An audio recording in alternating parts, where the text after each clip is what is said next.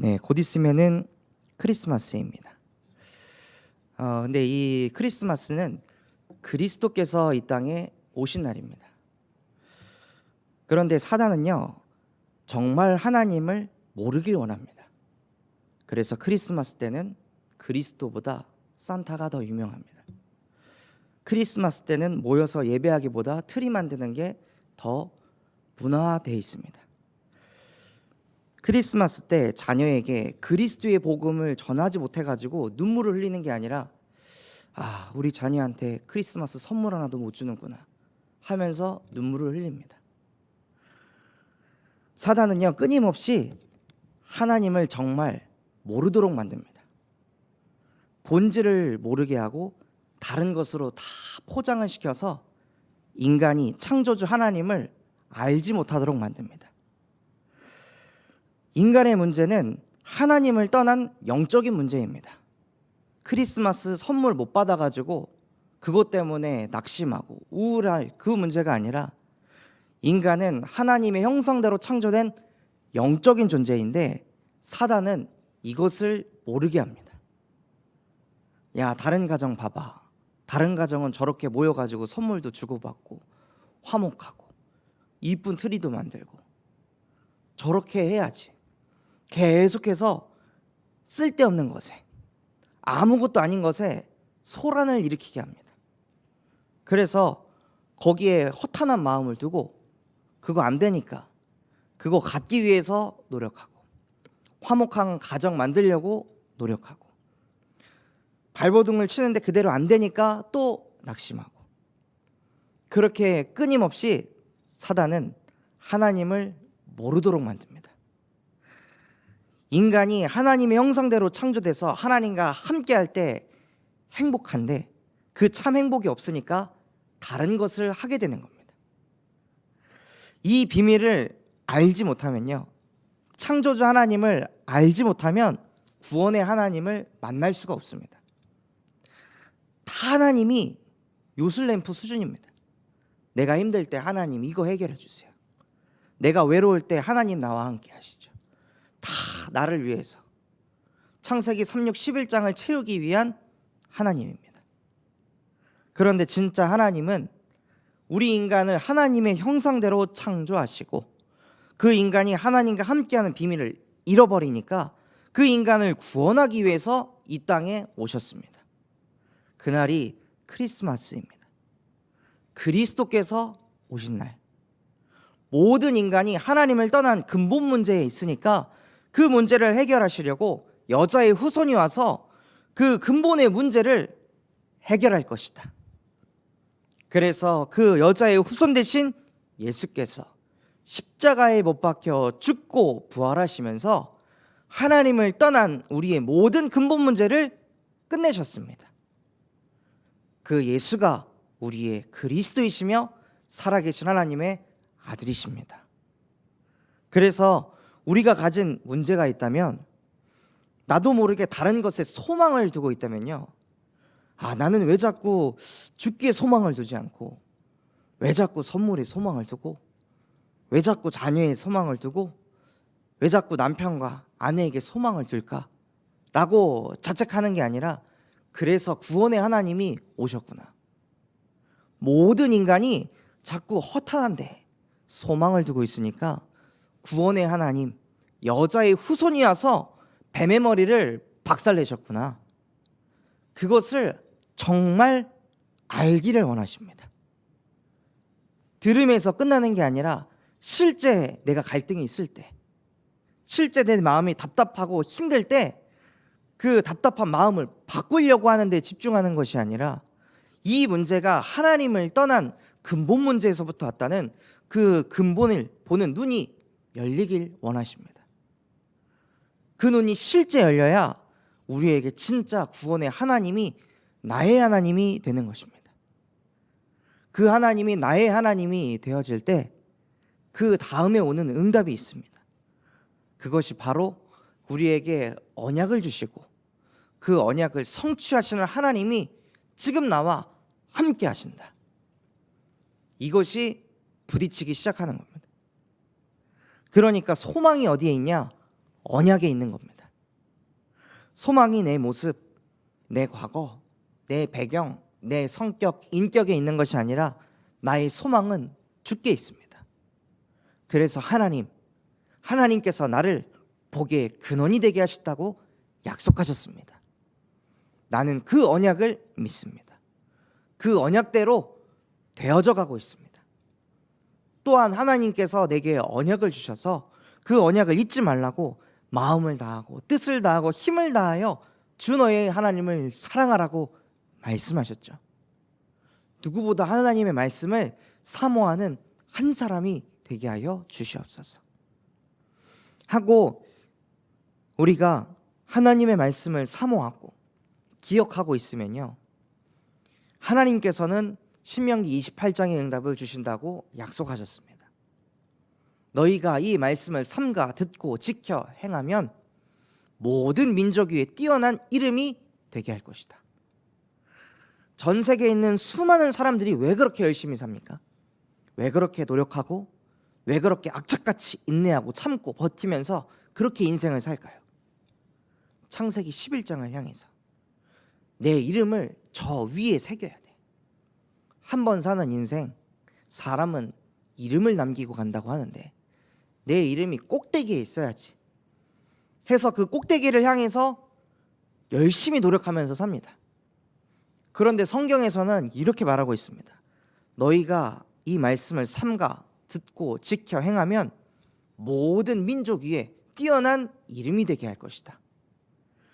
성공해야지라고 다짐하지 않았는데 언약을 붙잡았는데도 성공이 따라온다는 겁니다. 담임 목사님께서 계속 말씀하시는 가는 곳곳마다 하나님께서 복의 복을 부어주셨다고. 그 응답이 언제 오냐? 실제 우리에게 주신 언약을 나의 언약으로 딱 굳게 붙잡고 있을 때 하나님께서 그 언약을 이뤄가시면서 나도 모르게 나의 이름을 열방 가운데 높이 세우신다고 약속하셨습니다. 그래서 우리가 더 바랄 것도 구할 것도 없고 우리에게 주신 그 언약만을 계속 담고 새기고 기도하는 것입니다. 그래서 저 또한도 원래는 제 기도에 규례가 있습니다. 저의 근본을 그리스도 삼중직으로 먼저 치유하고 그리스도를 내 마음의 주인으로 영접하고 그 다음에 내 영혼 속에 신분과 권세를 심고 각인 뿌리 체질 내리고 그 다음에 내게 주신 언약을 붙잡고 힘을 줍니다. 근데 담임 목사님께서 그러시더라고요. 새벽 예배가 끝나면 새벽 예배 메시지를 가지고 기도해라. 서론, 본론, 결론 가지고 기도해라 라고 이렇게 말씀하시더라고요. 그래서 제 기도의 규례를 싹 다 바꿨습니다. 그렇게 몇 년 동안 기도했는데 목사님께서 저렇게 말씀하시는 이유가 있겠다 해가지고 바꿔서 그렇게 기도를 하는데 뭐가 남냐면요, 언약이 남습니다. 메시지가 남는 겁니다.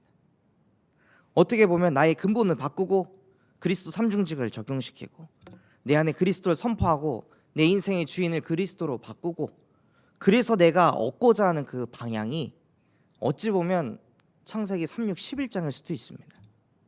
그래서 시작부터 언약을 가지고 시작부터 말씀에서 이렇게 나왔으니까 이대로만 기도하자. 더 구할 것도 바랄 것도 없이. 그래서 그렇게 기도를 해나가니까 저도 모르게 삶 속에서 그 말씀들이 자꾸 떠오르는 겁니다. 하나님 앞에 말씀을 가지고 계속 기도의 단을 쌓아놓으니까 나도 모르게 그 순간순간마다 정확한 메시지를 하나님께서 주시고 그거에 따라 제가 행동을 하게 되고 그러다 보니 나의 선택 하나하나가 주의 뜻을 행하게 되는 겁니다. 그러니 인생 자체가 즐겁게 되는 거죠. 그래서 정말로 우리 안에 다른 것을 심는 것이 아니라 너희 미간에, 손목에, 문설주에 각인을 시켜라. 무엇을요? 우리에게 주신 언약을. 예배를 드릴 때마다 나에게 지속적으로 들리는 메시지가 있습니다. 그것을 내 영혼과 심령 속에 계속 각인시키는 겁니다. 왜냐? 하나님께서 그 언약을 나를 통해 성취시키실 거기 때문입니다.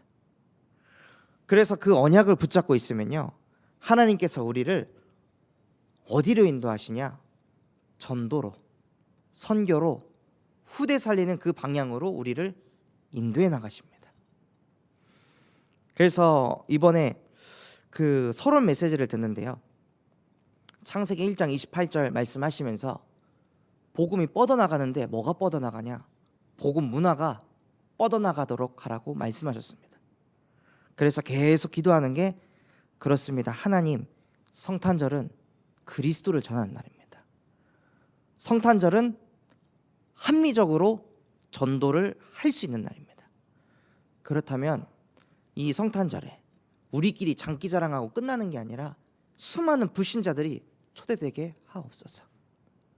그래서 우리 전도 대상자를 놓고 기도하시면서 정말로 그 크리스마스 때 불신자들이 와서 복음을 들을 수 있도록, 그것이 하나님께서 가장 원하시는 겁니다. 그래서 그 사람들에게 우리가 복음을 전하기 위해서 무엇을 하냐? 복음 집중하는 겁니다.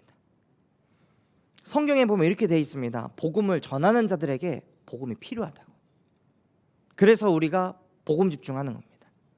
하나님께서 가장 원하시는 것이 영혼을 구원하는 거기 때문에 영혼을 구원하려면 복음이 있어야 됩니다. 복음이라는 단어가 필요한 것이 아니라 그 복음을 통해 실제 내 영혼이 힘을 얻고, 그 복음을 통해 내 인생의 결론이 나고, 그 복음을 들으면 이 영혼이 살겠다. 이 영혼이 진짜 복음을 알지 못해서 이렇게 됐구나. 그것이 나에게 메시지화가 딱 됐을 때 그 영혼들에게 복음이 증거되어집니다. 그래서 하나님께서는 우리가 무엇하기 원하시냐? 로마서 10장 17절, 믿음은 들음에서 나고 들음은 그리스도의 예수의 말씀으로부터 나느니라. 그래서 하나님께서는 우리가 혼자 있는 그 시간에 복음을 듣기를 원하십니다. 계속해서 복음을 들을 때 내 안에 믿음이 쌓여갑니다. 운동도 처음 했을 때하고 그 다음 그 운동을 한 달 지속했을 때하고 다르듯이 영성도 똑같습니다. 계속해서 복음을 듣다 보면요, 내가 정말 할 수 없는 그 믿음의 영역에 도달하게 됩니다. 믿음이 자라나게 됩니다. 그 믿음 앞에 흑암은 무릎을 꿇습니다. 그래서 그 말씀을 듣고 우리가 무엇하냐? 이 크리스마스 때 모여가지고 세상 얘기하는 것이 아니라 사도의 가르침을 받아 서로 떡을 떼고 교제하고, 내게 주신 그 강단 말씀, 내게 주셨던 그 은혜와 내게 주셨던 그 미션과 그 속에서 찾은 기도 제목을 가지고 포럼하는 겁니다. 가족끼리 상처 포럼하는 것이 아니라 과거 얘기하다 보면 꼭 상처받은 것들이 나오게 됩니다. 그러면은 그 이야기를 들었을 때 영적으로 든든하면 여유가 있어가지고 미안하다 이렇게 표현할 수가 있는데, 그때 나는 어쩔 수 없었다 라고 또 자기 자신을 지키기 급급합니다. 그럼 그 속에서 또 갈등이 생기고 또 부딪히고 또 허탄한 마음이 찾아오게 됩니다. 그래서 하나님께서는 모여가지고 다른 말 하지 말고 우리에게 주신 말씀을 가지고 서로 소통하기를 원하십니다. 그때 그 말씀을 또 들으면서 우리도 모르게 믿음이 자라나게 되고, 다시 한번 강단이 정리되고, 아, 강단에서 저런 말씀도 하셨구나 라고 우리가 미처 발견하지 못한 것도 발견하게 하십니다. 그렇게 하나님께서는 우리를 복음 집중 속으로 인도하시면서 하나님이 원하시는 영적인 근본을 든든히 하기를 원하십니다. 그래서 우리의 영적 근본이 든든하게 되면요, 영적으로 여유라는 것이 생깁니다. 저는 이 여유가 도대체 뭘까? 여유는 어떤 걸까? 라고 했을 때 가장 가까운 단어가 괜찮아였습니다. 여유가 있으니까 그래도 괜찮아. 그래, 이래도 괜찮아. 영적인 여유가 있으니까요. 그래도 언약은 성취될 거야. 그래도 하나님의 말씀은 이루어진다. 우리는 계속해서 아무것도 아닌 작은 것 가지고 소란을 일으킵니다. 그 사람의 논리를 짓밟기 위해서 계속해서 머리를 굴려가지고 더 좋은 논리, 합리적인 생각 이런 것들을 가지고 와서 또다시 부딪혀서 그 사람을 정복하면 거기서 막 쾌감을 얻습니다. 내가 이겼다. 근데 우리는 그러한 존재가 아니라 그때마다 그래, 네가 아무리 네 주장을 해도 하나님의 말씀을 네가 이길 수 없어 하니까 기다릴 수가 있는 겁니다. 그것이 없으면요 자꾸 싸워야 됩니다. 그래서 모든 시작이 언약에서부터 시작되는 겁니다. 그 언약을 믿는 믿음이 강하면 여유가 생겨서 네가 이런 말 해도 괜찮고 이 사람이 넘어져도 괜찮고 어디 가서 내가 하지도 않은 일을 들어도 괜찮은 겁니다. 하나님이 나와 함께 하시니까. 그래서 우리 참소망교회 모든 성도분들이 정말로 담임 목사님께서 말씀하신 것처럼 모든 여생을 보낸 후에 하나님이 나와 함께 하셨다. 이것에 증인이 되시기 바랍니다. 이것 하기 위해서 하나님께서는 한 가지를 하라 말씀하셨습니다. 모든 소망을 주께 두라고. 그래서 오늘도 우리가 현장에 가서 현장에 소망을 두고 상황에 소망을 두고 문제에 소망을 두는 것이 아니라 나의 소망은 주께 있습니다. 그래서 기도 제목이 이렇게 되길 원하십니다. 하나님, 다윗은 40년 동안 왕의 자리에 서서 수많은 응답을 받았는데 수많은 열매도 있었고 수많은 증거가 있었고 많은 시스템들을 세웠는데 그 속에 소망이 없다고 하셨습니다. 나에게도 다윗과 같은 그 중심을 주시옵소서. 세상이 썩어지고 없어질 것 말고 그거를 나도 다 겪어보고 다 부딪혀보고 다 깨져보고 아 진짜 인생이 허망한 인생이구나라고 깨닫기 이전에 다윗이 먼저 그 길을 걸어서 먼저 그것을 깨닫고 증인으로 포럼했듯이 그 포럼이 나의 것이 돼서 하나님 이제는 내가 복음 외에는 다른 것에 소망 두지 않게 하여 주시옵소서. 그래서 나는 오직 복음을 위해 살겠습니다. 오직 복음을 전하는 그곳에 올인하며 살겠습니다.